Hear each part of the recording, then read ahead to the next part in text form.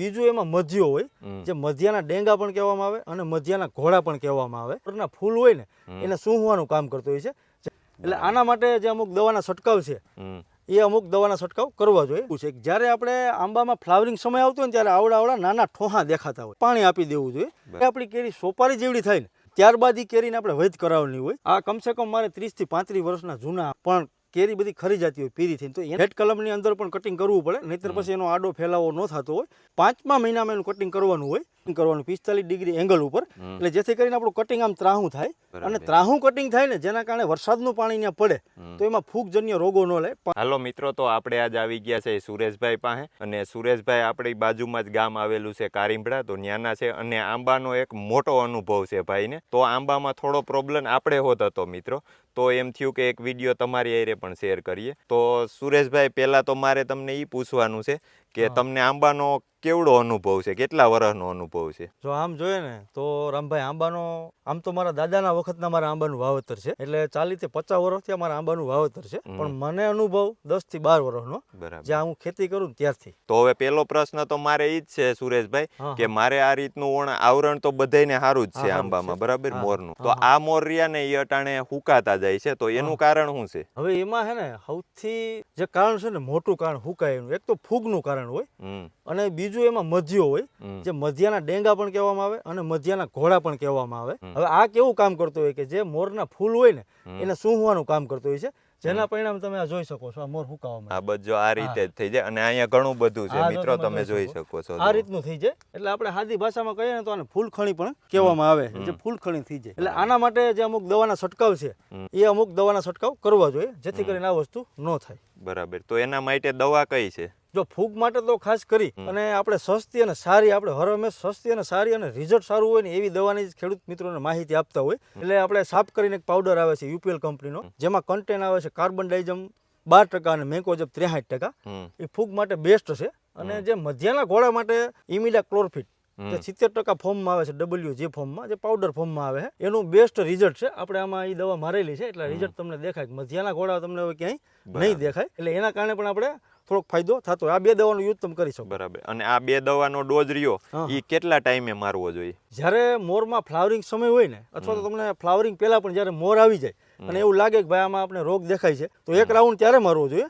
અને ત્યારબાદ એક રાઉન્ડ 10 કે 15 દિવસના ગાળે બીજો રાઉન્ડ ત્યારે મારવો જોઈએ. અને આમ છંટકાવ કેટલો કરવો જોઈએ? ઘણા બધા મિત્રો એવો છંટકાવ કરતા હોય કે આમ આખો આંબો નીતરવા દે, અને ઘણા બધા એવો છંટકાવ કરતા હોય કે ખાલી ગેસથી દવા આપી દે. નહીં, જે આંબો નીતરવા દે ને એટલી બધી દવાની જરૂર ન હોય. એનું કારણ છે કે જ્યારે ફ્લાવરિંગ અવસ્થા હોય ને ત્યારે ખરેખર કેમિકલ યુક્ત દવા ઓછી છંટકાવ કરવો જોઈએ. પણ આપણે રોગ હોય એના કારણે છંટકાવ કરવો પડતો હોય, એટલે આંબો નીતરવાની બહુ જરૂર નથી. પણ ગેસના જેમ બને એમ દવાનો ગેસ થવો જોઈએ, જેથી કરીને આ ઘોડા મરી જાય. અને બીજા નંબરમાં આપણે આને પાણી કઈએ આપવું જોઈએ? આપણે કે આ મોર આવવાનું ચાલુ થઈ ગયું, આંબો ફૂટી ગયો, તો આને પાણી પહેલા આપી દેવું જોઈએ કે પછી આપવું જોઈએ? હવે એમાં રામભાઈ કેવું છે કે જ્યારે આપણે આંબામાં ફ્લાવરિંગ સમય આવતો હોય ને ત્યારે આવડા નાના ઠોહા દેખાતા હોય. ઠોહા દેખાતા હોય ને ત્યારે પિયત આપી દેવું. પિયત એટલે કે પાણી આપી દેવું જોઈએ, જેથી કરીને ફાયદો શું થાય કે આપણે પાણી આપીશું ને એટલે આંબાને એકદમ તાકાત મળી જાય. અને તાકાત મળી જાય ને જેના કારણે મોર એકદમ તાત્કાલિકના ધોરણે બાયણે નીકળી જાય અને ફ્લાવરિંગ સારું આવ્યું છે. બરાબર. અને હવે આને અટાણે આમાં એન્ડના ટાઈમમાં કઈએ પાવાના હોય? હવે અત્યારે કેવું છે કે આપણે અત્યારે મેન ઝાઝા ખેડૂત મિત્રોનો એવો પ્રશ્ન છે કે ભાઈ અમારે કેરીનું બંધારણ નથી થતું, એટલે બંધારણ માટે જ્યારે આમાં ફૂલ ખીલે ને ત્યારે આપણે જે દવાનું કીધું દવાનો છંટકાવ, અને જે આપણે ખાતર 20-20-013 છે, સરદાર કંપનીનું છે, કોઈ પણ કંપનીનું ખાતર હોય, એને નાખી અને ત્યારબાદ આપણે પિયત આપી દેવું જોઈએ. એટલે ફ્લાવરિંગ પણ સારું આવ્યું છે અને જે આપણે મગીઓ બંધાવવાની ક્ષમતા છે ને એ એકદમ વધી જાય. બરાબર. કેરી થોડી મોટી થાય પછી આપણે આંબાને પાણી આપવાનું હોય કે કેટલા ટાઈમે પાણી આપી શકીએ આપણે? કેરી કે મરી જેવડી થઈ જાય કે ખાકટી બંધાઈ જાય, તો એ ટાઈમમાં કઈએ પાણી આપવું? હવે જ્યારે આપણી કેરી છે ને મગ જેવડી હોય ને ત્યારે પાણી ન આપવું. મગ જેવડી અથવા તો જ્યારે આપણી કેરી સોપારી જેવડી થાય ને ત્યારબાદ એ કેરીને આપણે વૈધ કરાવવાની હોય, ત્યારબાદ પાણી આપવાનું છે. એ પહેલા મગ જેવડી કેરી હોય ને ત્યારે પાણી આપવું નહીં, નહીતર પછી કેવું થાય કે ખરણનો પ્રશ્ન વધારે રહે. એટલે એ સમય દરમિયાન પાણી ન આપવું જોઈએ. સોપારી જેવડી કેરી થાય ને ત્યારે પાણી આપવાનું. એટલે તમે આમાં ચોમાસાનો જે ટાઈમ હોય તો એ તમે કઈ દવા છાંટો? ચોમાસા દરમિયાન તો દવાનો બહુ જરૂર નથી પડતી, પણ અમુક ખાતરો આપણે નાખવા જોઈએ કે જેથી કરીને આપણે આવનાર સમયમાં ફ્લાવરિંગ વહેલું આવે. એના માટે આપણે દેશી છાણિયું ખાતર છે, અથવા વર્મી કમ્પોસ્ટ છે. અને જો કોઈ ખેડૂત મિત્રો કેમિકલ યુક્ત ખેતી કરતા હોય તો ફર્ટિલાઇઝર તરીકે DAP છે, 20-0-13 છે, અથવા તો મુરઘાનું ખાતર છે. એ પણ ગરમીવાળું બહુ ખાતર હોય, જેના કારણે ફ્લાવરિંગ સ્ટેજ વહેલો આવતો હોય. એટલે મારે કેવું બને છે સુરેશભાઈ કે ચોમાસાના ટાઈમમાં કેવું થાય, આ પાન રહ્યા ને એ પાન નવું નીકળ્યું, ઈ નવું નીકળ્યું ને ઈ પાન આમ કટકા થતા જાય અને ત્યાંથી ઈ પાનનું પૂરું થઈ જાય છે, વિકાસ નથી કરી શકતું. તો એના માટે હું મને 1-2 દવામાં થોડુંક સારું લાગ્યું, પણ થોડો ટાઈમ થયો ને એટલે ઈ દવા પણ ન આવેલી, ઈની દવા પાછી મારે દવા બદલાવવી પડી. હવે એના માટે તો રામભાઈ છે ને કે ઈ સમય જ્યારે આમાં કોર આવતો હોય ને ચોમાસા દરમિયાન, એટલે આપણે એને કોર પણ કહીએ અને પાલવ પણ અમુક જગ્યાએ એને બોલે છે. એટલે એના માટે છે ને એમાં ઈયળનો ઉપદ્રવ હોય એ સમય, અથવા તો ફૂગનો થોડો ઘણો ઉપદ્રવ હોય. તો એમાં તમે સામાન્ય કન્ટેન ઈયળનું મારી દો ને, માનો કે ટાટા કંપનીનું રોગર છે અથવા તો ઇમામેક્ટિન બેન્ઝો 1.9 EC આવે છે દવા કરી, એટલે સસ્તી આવે છે, સારી આવે છે, રિઝલ્ટ સારું હોય.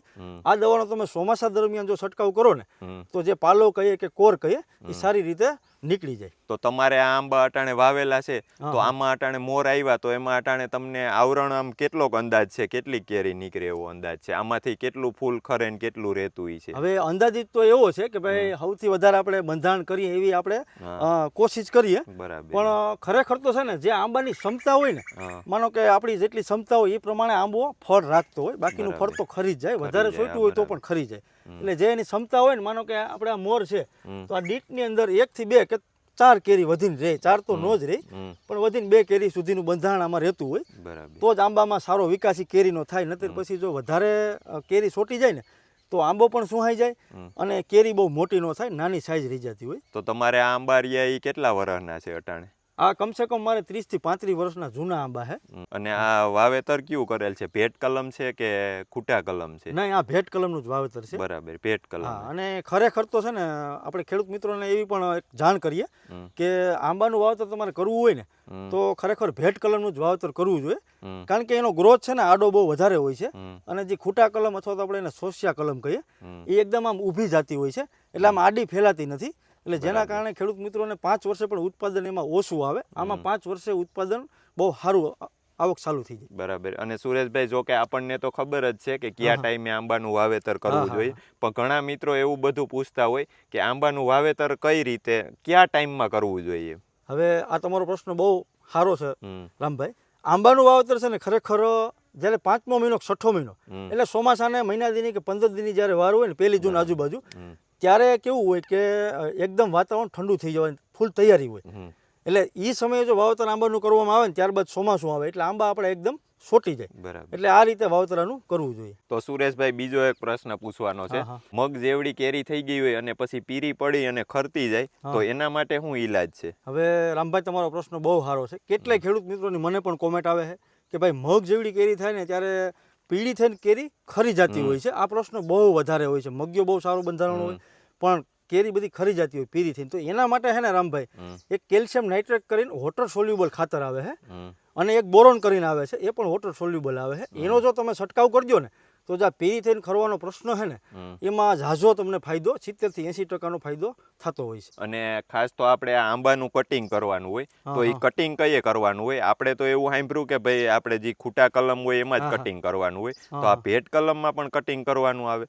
હા, એવું નથી કે ખૂટા કલમમાં જ આપણે કટિંગ કરી શકીએ, ભેટ કલમની અંદર પણ કટિંગ કરવું પડે, નહીંતર પછી એનો આડો ફેલાવો ન થતો હોય.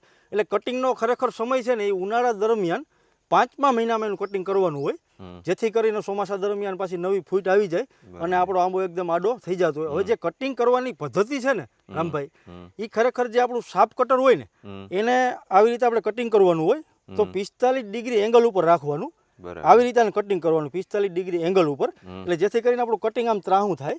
અને ત્રાહું કટિંગ થાય ને જેના કારણે વરસાદનું પાણી ત્યાં પડે તો એમાં ફૂગજન્ય રોગો ન લે, પાણી લહીને હેઠું હોઈ જાય.